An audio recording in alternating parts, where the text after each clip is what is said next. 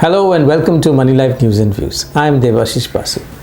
The stock markets are once again excited about the prospects of public sector banks.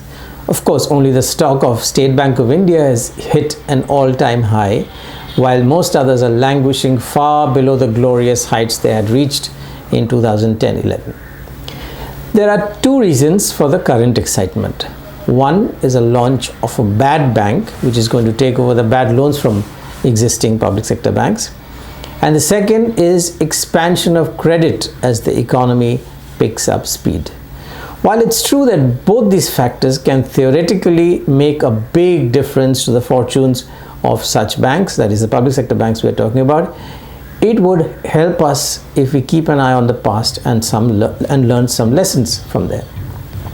The previous time we saw the expansion of credit, it was not all innocent. It led to bad loans of 20 lakh crore. Is that kind of outcome we want once again?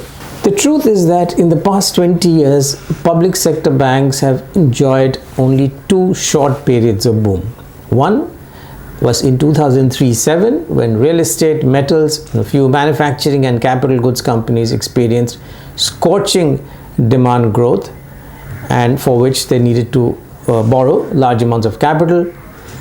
And unfortunately, promoters of very questionable intent and competence ran some of these businesses.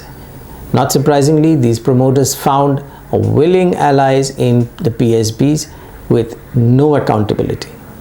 All the PSBs were soon competing to dole out thousands of crores to large infrastructure projects in power, road, steel and realty. And as we know, big chunks of that lending has turned bad. How bad is it? Let's get an example. I'm talking about Lanco's Baband power project. It is a template to explain what went wrong in several large capital guzzling projects in the past 2 decades.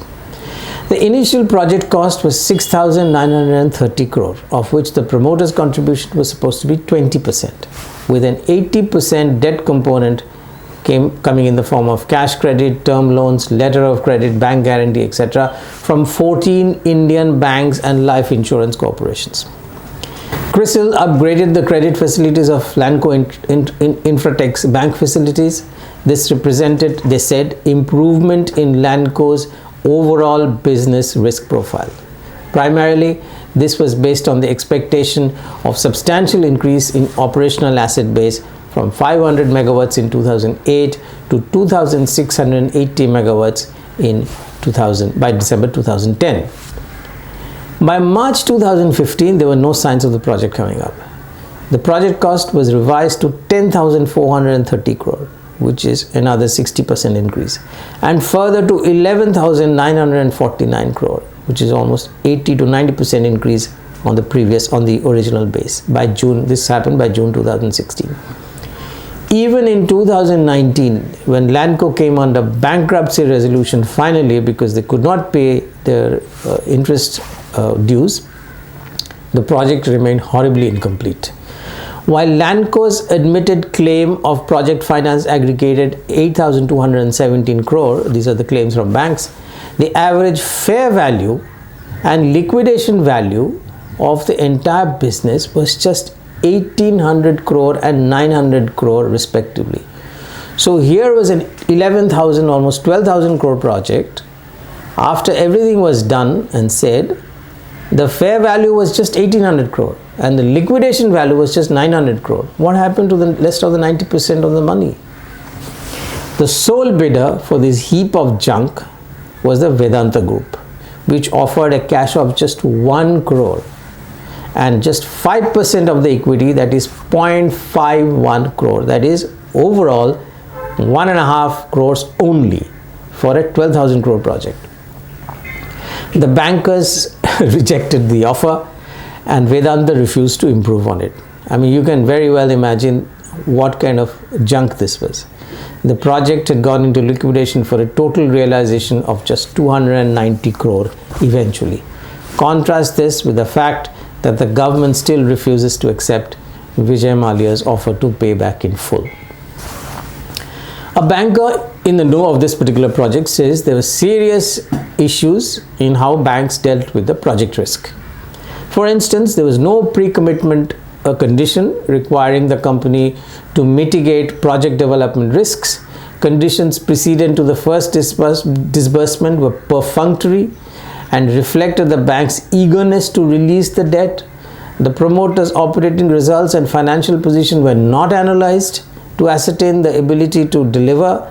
Bank's blind reliance on the so-called lender's independent engineer reflected a cavalier attitude of the banks. This is what bankers' own assessment is. In short, the banks accepted the promoter's proposal without any serious appraisal for a 12,000 crore project. The sanction memorandum was prepared in a perfunctory manner, he continues to say, and there was no project monitoring. The banker concludes, banks, including LIC, disbursed money without any risk mitigation. No surprise then that more than 3,000 crores were diverted from the project, including an 1,000 crore excess advance paid to the EPC contractor. The flagship Lanco Infratech itself was under liquidation, along with 7 power projects and 1 toll project, mainly funded by the public sector banks. If this was mere incompetence, we need to know how the same bankers would suddenly be more competent today. If this was corruption, we need to know what will stop it this time, since Modi government has not investigated any of these cases and has merely tinkered with the public sector banks by merging some of them. Meanwhile, the government has announced a bad bank, which is a National Asset Reconstruction Company Limited, which will first purchase all of these bad loans from the banks, which will leave the public sector banks free to lend again. But whom will they lend to?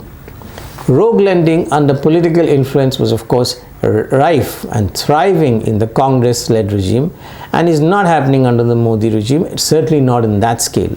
There is no debt-fueled false economic boom that had happened in the mid-2000s and once again in 2010-11. If the PSBs cannot lend as indiscriminately as they did last time in the name of credit expansion, how well will these banks really do? A good question to think about. Thanks for watching, and if you like this particular show, please do subscribe so that you keep getting the updates regularly.